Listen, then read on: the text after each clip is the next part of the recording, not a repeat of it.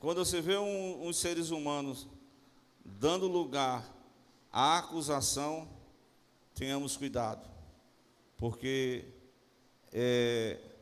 quem acusa, né, no caso, é o próprio adversário que acusou os servos de Deus, lá em relação a Jó e outros mais. Mas aqui isso é um grupo religioso. Qual foi a culpa, qual foi o pecado que Jesus cometeu durante a sua vida? Isaías diz que não havia nele nenhum engano. Na verdade, ele foi tentado, mas a tentação não é pecado em si. O pecado é ceder à tentação. Portanto, irmão, irmã, se nesta noite você tem alguma área na sua vida que você está sendo tentado, peça a Jesus força lá do alto, o Espírito Santo de Deus, que Ele vai te dar força para tu vencer o pecado, a tentação que bate na porta do teu coração. Cristo é maior do que essa tentação. Ele passou pelo vale da tentação. Ele dá o suporte para todos aqueles que são tentados a vencer a tentação. Portanto, podemos dizer que Jesus foi acusado de diversos crimes, entre eles, veja o versículo 2: havemos achado este fazendo o quê? Pervertendo a nossa nação.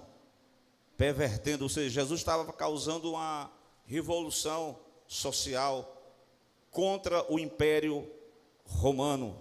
E dentre essas, ele vai citar aqui: proibindo dar o tributo a César. Ei, lembra o que Jesus falou sobre a relação do tributo? Ele disse: de que essa efígie aí dessa moeda tem a representação de César. Então, dê a César o que é de César. Mas ele diz também o quê? Glória a Deus. Está falando de responsabilidades para com a sociedade e da nossa responsabilidade de adoração ao único Deus verdadeiro. Então, o que Deus nós temos que dar a Deus? Gratidão, adoração, glória a Deus, louvor, rendição, contrição. E é isso que Deus, o sacrifício que agrada a Deus, é um coração quebrantado. Glória a Deus. Não tem coisa melhor que Deus se agrade, é de um coração quebrantado. Então Jesus foi acusado de estar pervertendo a nação, proibindo o tributo a César.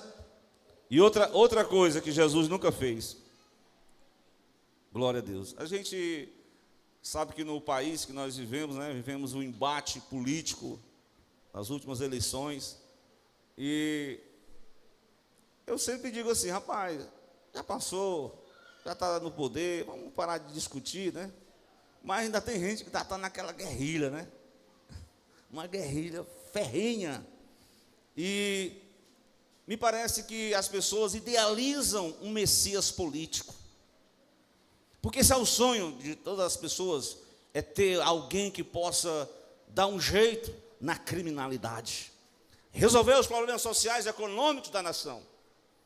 No entanto, Cristo, mesmo que ele tenha realizado uma obra social de multiplicar os pães, de tirar pessoas da sarjeta do pecado, como o gadareno que estava submisso às trevas, aos poderes das trevas, mesmo que Jesus tenha alcançado mulheres que estavam numa libertinagem, vivendo na prostituição, ele tornou essas mulheres princesas do reino de Deus. Mesmo que ele tenha pegado homens corruptos, que gostavam do dinheiro, que enrolavam uns aos outros, né? Mas eles foram alcançados pelo poder do Evangelho. Então ele foi transformando o coração. E alguém disse: nossa, este homem só pode ser o Messias de Deus, porque ele alimentou a multidão. Vamos botar ele no tum-tum e vamos eleger: viva o rei. Aí Jesus: pare com esse negócio aí.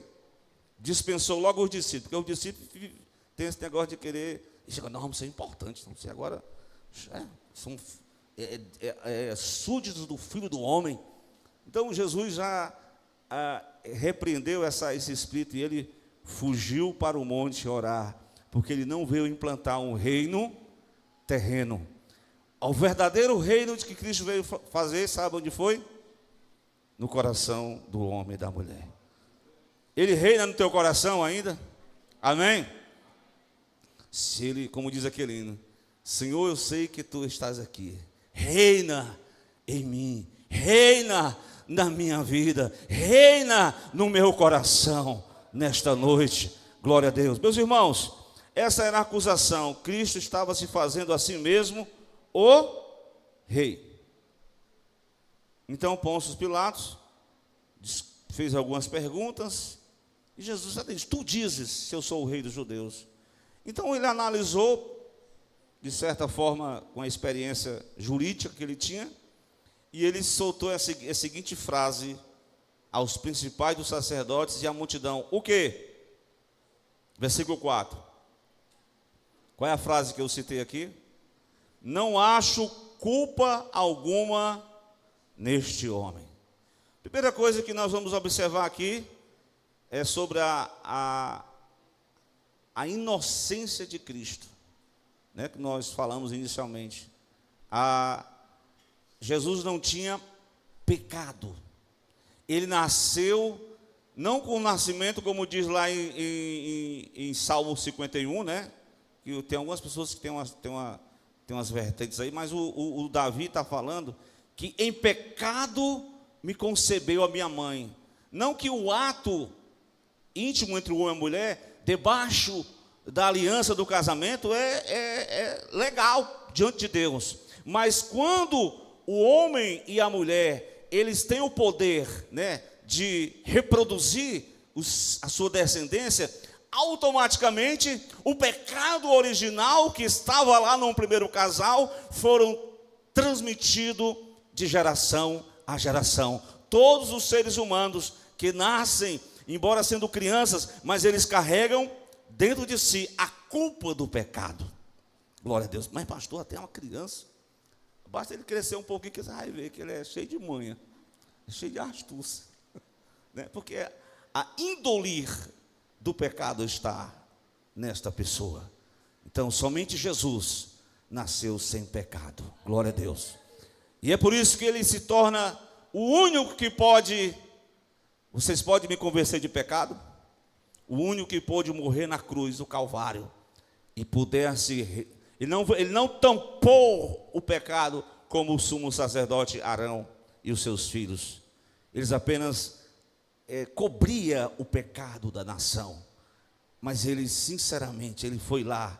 Ele foi tão somente o sumo sacerdote, segundo a ordem, não de Arão, mas segundo a ordem de os estudantes da teologia, né? Da bibliologia, Melquisedeque. Não segundo a tribo de Levi, mas Jesus era da tribo de Judá. Mas ele foi sumo sacerdote, segundo a ordem de Melquisedeque. Além de ser sumo sacerdote, ele era a própria oferta do pecado. Ele era a própria oferta do pecado. Ele não foi lá diante do Santo dos Santos, não terreno, porque ele não tinha autorização para entrar. Era só quem era da tribo de Levi. Ele era da tribo de Judá. Mas ele entrou no Santo do Santo Celestial, não com sangue de touros, não com sangue de bodes, mas com seu próprio sangue. Ele adentrou na presença do Pai. E aqui está o sangue da nova aliança, os preços que eu paguei para salvar o homem pecador, o homem culpado da sua própria iniquidade. Então, não acho nele crime algum. Foi essa a frase, foi essa a mensagem que Pilatos transmitiu para os religiosos. E eu acho interessante que Jesus, uma certa vez, a turma levou lá no capítulo 8, a gente sempre brinca aqui com a irmã Vilani, né? O capítulo 7, que tem uns irmãos que terminam o culto, eles gostam de ficar um pouquinho mais conversando, mas o capítulo 7, final do versículo, diz que todo mundo foi para casa, né? E no capítulo 8 de João, quem que aparece para Jesus logo pela manhã? os principais sacerdotes trouxeram uma mulher culpada do pecado de adultério. E fez aquela proposta para Jesus. Jesus ficou assim numa sinuca de bico, né? Se ele dissesse, não, pode jogar pedra nessa mulher, cadê teu amor? Tu não veio salvar os perdidos, os pecadores? Tu não veio resgatar os culpados para limpá-los? Ou então se ele dissesse, não, eu estou dispensando aí, pode liberar essa mulher. Quer dizer que tu é a favor do erro dos outros? Aí ele não disse nada, ele só foi escrever e disse, e o pessoal, e aí, qual é a tua resposta? Aí disse, quem não tem pecado, quem não tem culpa, lance a primeira pedra. Irmão, dos mais velhos aos mais novos, foi todo mundo embora. Porque todo ser humano tem a culpa do pecado. Glória a Deus. Somente estava autorizado a apedrejar quem? O próprio Jesus. E Jesus, ele é aquele que restaura o pecador. É aquele que perdoa o culpado, o pecador. É aquele que ele não passa a mão por cima, não. Porque o pecado foi tratado por Deus na cruz de Jesus. Ele remove a culpa do pecado. Agora ele tem uma frase que ele diz lá, né? Te ajeita, mulher. Te ajeita, homem. Ele diz, vai e não peques mais. Isso não quer dizer que a pessoa aceitou Jesus, agora, irmão, eu sou um santo, eu não peco nada. Não faça isso não, porque essa é uma heresia, viu? João disse que se alguém disser que não tem pecado, já é um mentiroso. Mas você tem que pedir perdão a Deus, como a gente, os antigos, né? Por palavras, pensamentos e obras, ações. Então, peçamos cada dia pedir diante de Cristo. Senhor, me lava no teu sangue, glória a Deus. Me cobre, me purifica. Senhor, aquele maltrato que eu fiz, Senhor, repreende aqueles pensamentos ruins. Senhor, repreende toda a prática pecaminosa na minha vida e que eu possa desfrutar, glória a Deus, dessa presença de Cristo em minha vida, porque a presença de Cristo não pode coabitar com a iniquidade. Claro, a prática do pecado. O que Jesus falou para aquela mulher foi sobre a prática do pecado. Glória a Deus. Mas se porventura ela errasse, e se houvesse um verdadeiro arrependimento, Cristo está pronto para perdoar o pecador. Glória a Deus. Glória a Deus. Ele está pronto a nos perdoar cada dia. Nos acheguemos, pois, a Ele com o coração quebrantado. Nos acheguemos, pois, a Ele com o espírito contrito. Nos acheguemos, pois, a Ele e pedimos a bênção do perdão, porque Ele está pronto para perdoar. Amém? Eu não acho nenhuma culpa neste homem, foi o que Pilatos disse de Jesus. Mas Jesus, né, a turma ainda insistia, como forma o versículo 5. Eles insistiam cada vez mais, né? Hoje nós temos os homens, a multidão, a humanidade, ela sempre, né? Ela sempre quer justificar os seus pecados baseado no erro dos outros. Mas fulano também faz isso, também eu posso fazer, né? Às vezes, não, mas o pastor tal faz, eu também posso fazer, irmão. A prestação de conta é individual, tu não pode se basear, pode ser pastor, pode ser bispo, pode ser quem for, mas tu tem a tua comunhão com Deus. Tu não pode se basear no erro dos outros, se baseie no acerto de Cristo. Cristo acertou para que você pudesse acertar, glória a Deus. Cristo morreu para que você pudesse ser livre do pecado. Amém? Que o Senhor nos ajude, que Ele possa nos achar e nós possamos reconhecer. Interessante, o que Pilatos não reconheceu, que foi? Ele reconheceu que não havia culpa em Jesus, mas não é só isso que você tem que reconhecer. Você tem que reconhecer também, sabe o quê? A sua própria culpa, o seu próprio pecado. Se você olhar para as Escrituras, teve algumas pessoas que terceirizaram a culpa, não é verdade? Quando eu olho para Saul, mas Saul, o Samuel disse, você não era para ter feito isso. Não, mas o povo que me pressionou, Não tive outra alternativa. Se eu olho para Arão, o Arão construiu lá, foi um bezerro lá, e o Moisés chegou. O que aconteceu, meu irmão, sumo sacerdote? Moisés, tu sabe que o povo é inclinado. Eu não pude fazer nada, o povo quis, eu deixei o povo fazer o que ele queria, né? Então, muitas pessoas têm terceirizado a culpa, mas o importante é que nós possamos reconhecer que nós somos pecadores e que nós precisamos de Jesus para viver. Glória a Deus. Pilatos não reconheceu a sua culpa, apenas ele reconheceu em Cristo um homem que não tinha não acho culpa alguma neste homem, disse Pilatos. Mas os homens, os religiosos, insistiram cada vez mais, dizendo: olha, ele além disso, ele alvoroça o povo ensinando por toda a Judéia. Era aquela jurisdição, Jerusalém fazia parte da Judéia, mas ele estica mais e diz, começando desde a Galiléia. A gente sabe que o ministério galileu, né?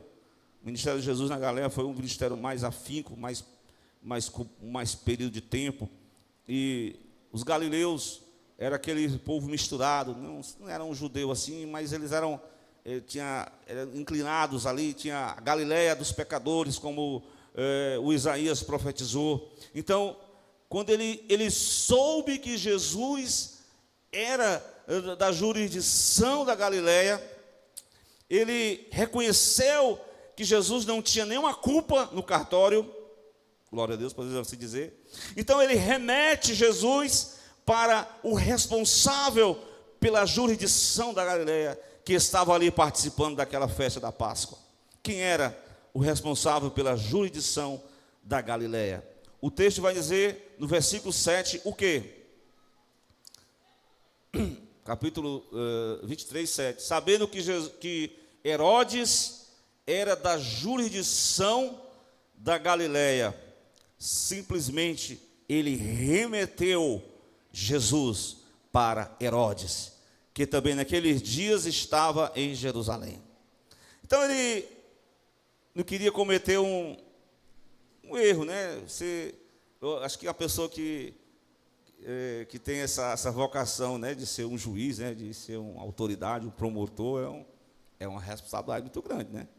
Porque se a pessoa der um veredito assim, de forma injusta, né, alguma pessoa inocente vai pagar porque ele não fez. Então ele tentou se livrar daquele julgamento e remeteu para Herodes. Agora, o que me chama a atenção dentro dessa passagem é que Herodes, observe que Herodes ele era da jurisdição da Galiléia. Herodes, ele tinha o interesse em ver Jesus.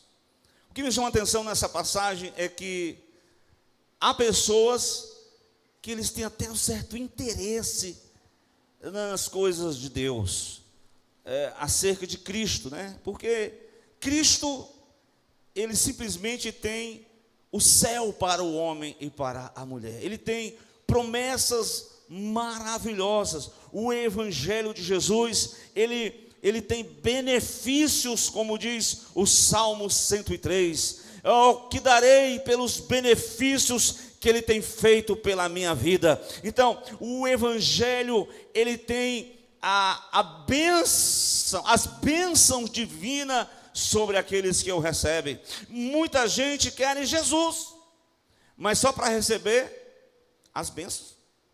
Querem Jesus para conhecê-lo, para assim ter aquele momento de religiosidade. Oh Senhor, eu estou aqui e tal, eu participo do teu momento. Mas, sabe, Jesus era somente naquele momento. Era algo parcial, superficial. E Deus, ele quer com o homem, conosco, com a igreja, muito mais que um relacionamento parcial, temporário. Deus quer habitar, Deus quer morar, Deus quer fazer morada no nosso coração. Glória a Deus. Ele remove a culpa do pecado, ele traz um conhecimento da verdade e ele traz libertação para essa pessoa. Herodes apenas queria desfrutar glória a Deus, das benesses. Ele queria ver, ele viu Jesus, ele alegrou-se muito. Trouxe muita alegria, queria saber as proezas, né? Porque, irmão, traz curiosidade, não é não? A gente vê assim um homem, como foi Jesus, né? Que andou sobre o mar, curou cegos, o que mais? Ressuscitou mortos, fez milagres extraordinários, e as pessoas têm um interesse pelo sobrenatural. Isso aí os homens, as pessoas têm essa tendência, né? Querer só o sobrenatural. No entanto, a alegria, né, de forma interesseira, há uma sede de ver sinais, prodígios e maravilhas, assim, para ter aquele culto espetacular, né, aquele momento espetaculoso, mas de compromisso, verdadeiramente de conhecer a Cristo, de desfrutar das bênçãos de Deus. Isso é bom demais. Agora, o interessante é o compromisso com Cristo, conhecer a Cristo.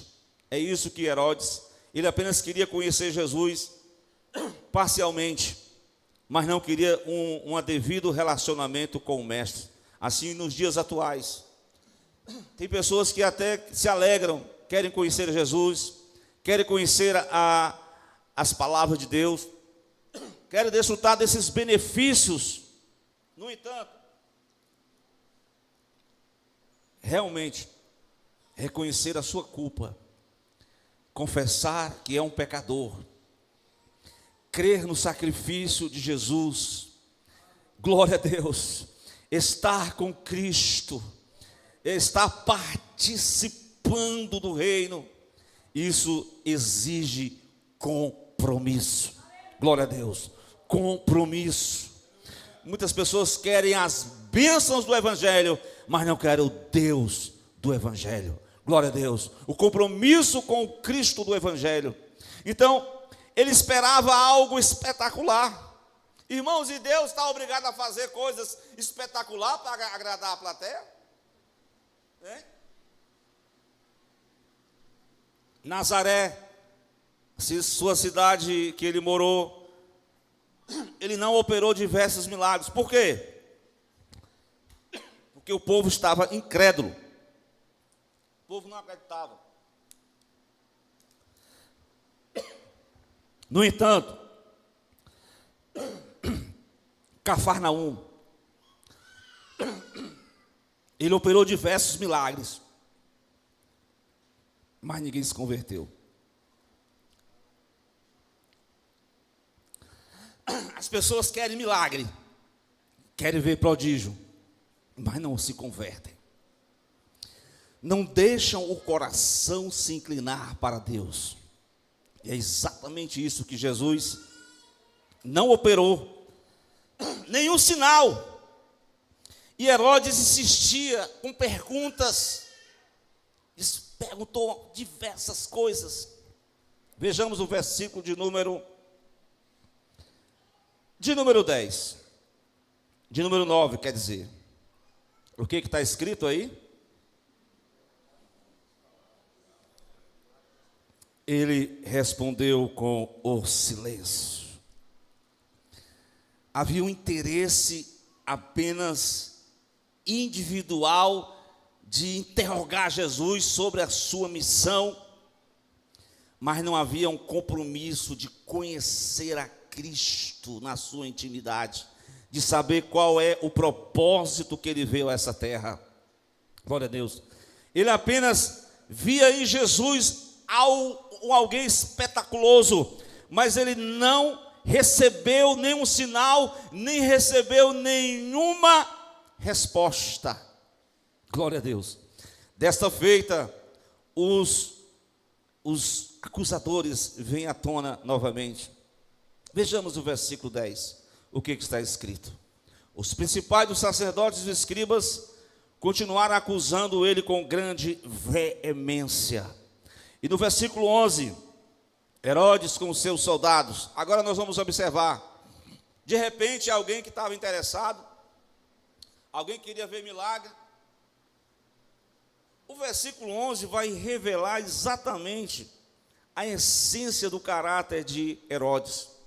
Na verdade, não havia um interesse genuíno de conhecer a Cristo, né? As pessoas querem receber o pão, querem receber a porta aberta, querem receber a chave da vitória, querem receber as bênçãos do Evangelho, mas querem continuar no mesmo jeito, dos mesmos costumes da velha vida de pecado. E Deus, Ele chama a gente: arrependei-vos, porque é chegado o reino de Deus. Arrependei-vos para que possais entrar no reino de Deus. Arrependei-vos, porque essa mistura de adorar a Deus, mas continuar na prática do pecado, não combina com o reino de Deus. Deus, Ele quer a nossa alma, quer o nosso coração, quer a nossa vida. Ele não quer as coisas pela metade, ou é ou não é, ou é adora a Cristo ou adora a Baal. Cristo exige uma entrega total de cada um de nós nessa noite. Aleluia! Muita gente reconhece, admira, elogia, pergunta, mas Deus não responde a todas as perguntas duvidosas dos homens. Porque no relacionamento com Deus, Deus não está preocupado em tirar, sanar. Irmão, tem muita dúvida, né? Mas o reino de Deus é pela fé. Pela fé nós entendemos que os mundos foram criados. Pela fé nós entendemos que Moisés deixou tudo para trás, porque ele viu o invisível, porque ele teve um encontro com Deus. Pela fé as coisas são realizadas. Mas se você for querer racionalizar, é claro, como diz um certo autor do livro, a fé também, né? Também tem o lado de você pensar. Mas tem coisas que é pela fé, somente pela fé que é explicado. Glória a Deus. Então esse homem não queria um encontro genuíno, ele queria só curiosidade, ele queria só sinais, ele queria só um culto espetaculoso, ele não queria mudança. E a verdadeira natureza do seu caráter está aqui no versículo de número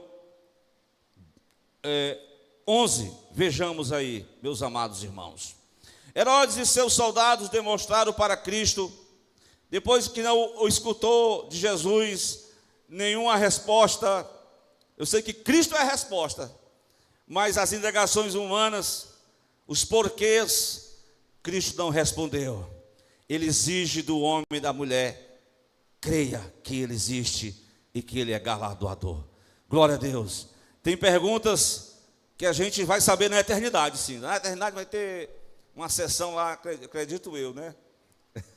De curiosidades, mas nem todo o conhecimento de Deus nós receberemos. Em partes o conhecemos, em partes o profetizamos. Precisamos crescer cada dia no conhecimento de Deus, precisamos nos envolver cada dia com a obra de Cristo em nós. Então Herodes, ele revelou o seu verdadeiro caráter, fazendo o que com Jesus?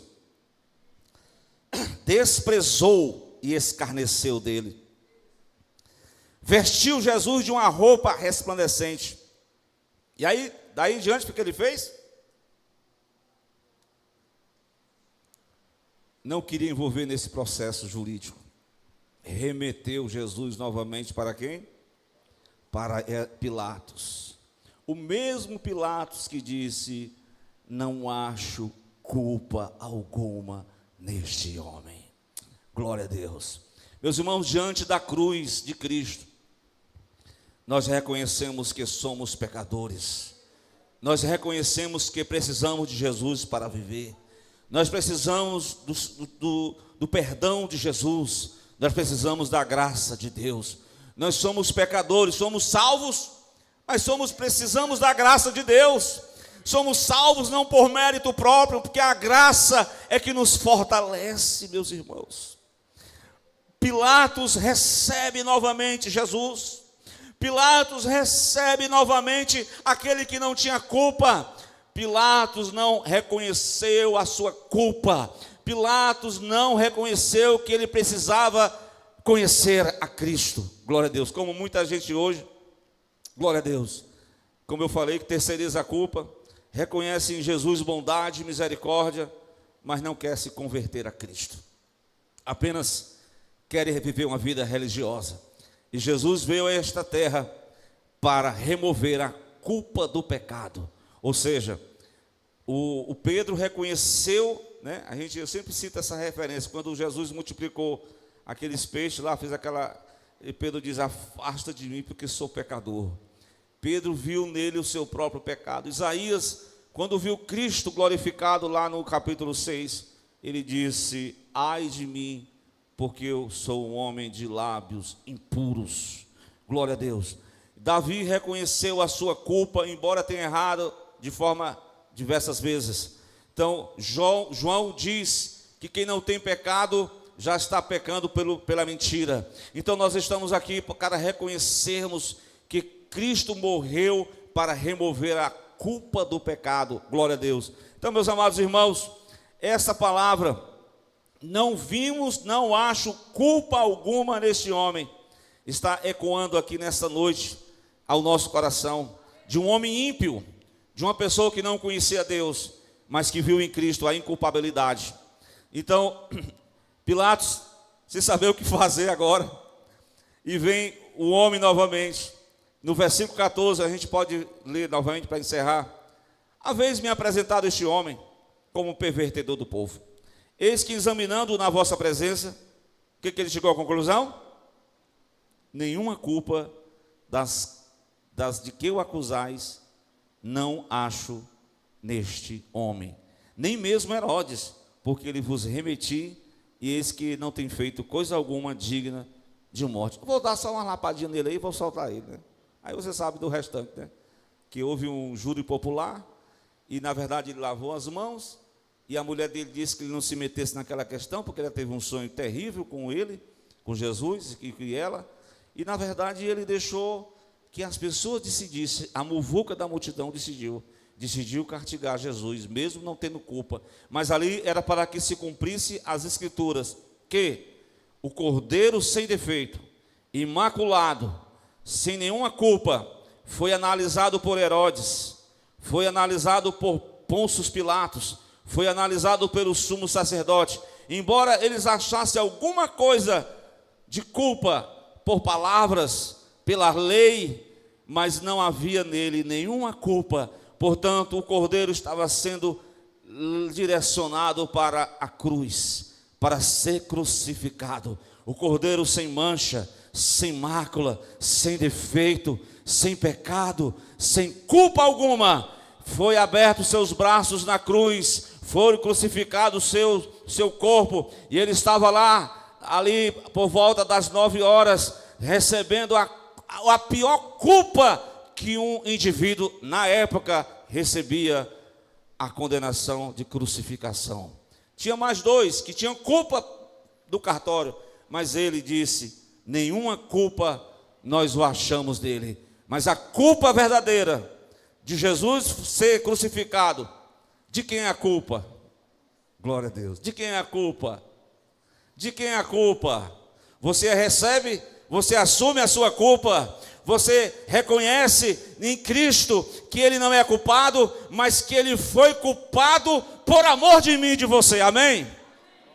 Por isso nós estamos aqui para louvar a Deus, porque nenhuma beleza nós víamos para que o desejássemos. Ele era reputado, glória a Deus, como alguém desprezado, o mais indigno entre os homens, mas ele não teve uma culpa sequer, não teve um pecado sequer. Por isso que ele se tornou apto para morrer, a fim de dar vida ao pecador, amém? Portanto, se nessa noite tem alguém que deseja entregar a sua vida a Jesus e reconhecer a sua culpabilidade, e que Cristo imputou a sua inocência, a sua justiça em nós somos salvos pela graça de Deus. Vamos ficar de pé, meus irmãos.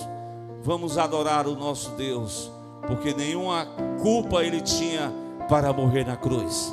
Foi necessário o reconhecimento dos ímpios, que mesmo sendo ímpios, reconheceram a inculpabilidade de Cristo, mesmo que não reconheceram a sua culpa. Mas aqui está a igreja que sabe que é pecador, que precisa de um Salvador. Até a mãe de Jesus, né? Como alguns católicos querem colocar como deusa, Mas ela diz no hino que ela canta, um hino de salmo: minha alma engrandece ao Senhor, e o meu espírito se alegra em Deus, meu Salvador.